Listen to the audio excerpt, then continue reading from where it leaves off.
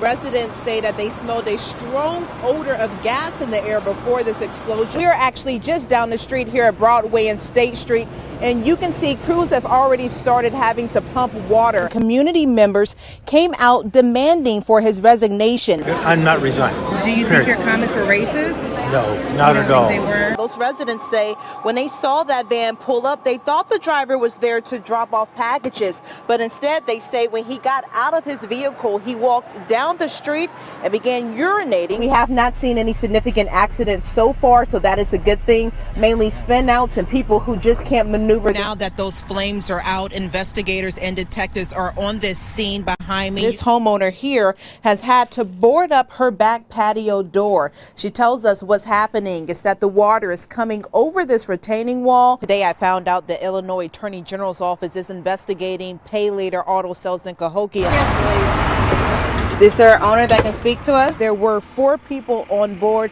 One of those includes a toddler. You can see the car seat is still on the side of that plane.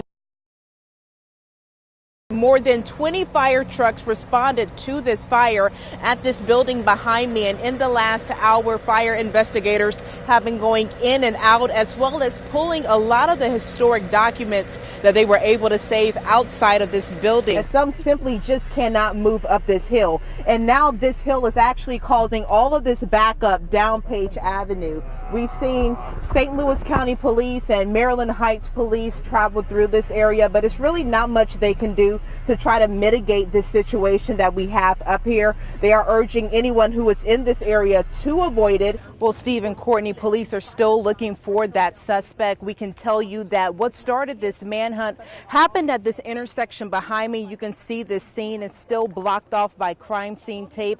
Here is video of how active this scene was when we first came out here this evening. Whoever broke into his car used some sort of pipe to break the window before getting inside and prying open his dashboard. Tonight, police tell us why they did not send any officers to that scene. The last visual, she was beauty all the way. R.L. Keller says the beauty of his limousine has faded away. She'd been in like she'd been in a battle. Broken glass and a busted dash is what's left behind from vandals getting into his car. On my way to work, and I stepped into the doorway, and I looked this way, and like, oh my God.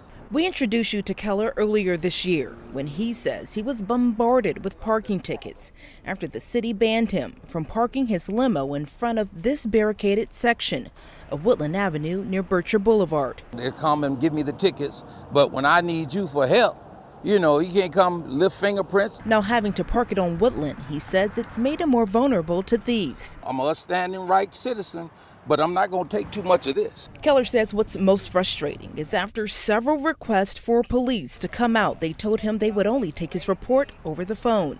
I feel like someone should have came. Fingerprints were in there. St. Louis police told me Keller's case was handled by their telephone reporting unit. It's a non-emergency line that takes reports from citizens.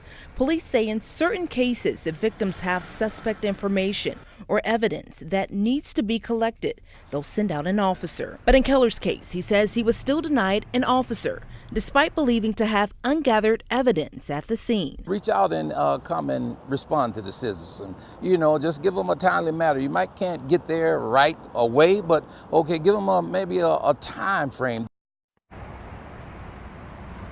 Now, St. Louis police, they also told us part of the reason why they do this is to address the low staffing problem.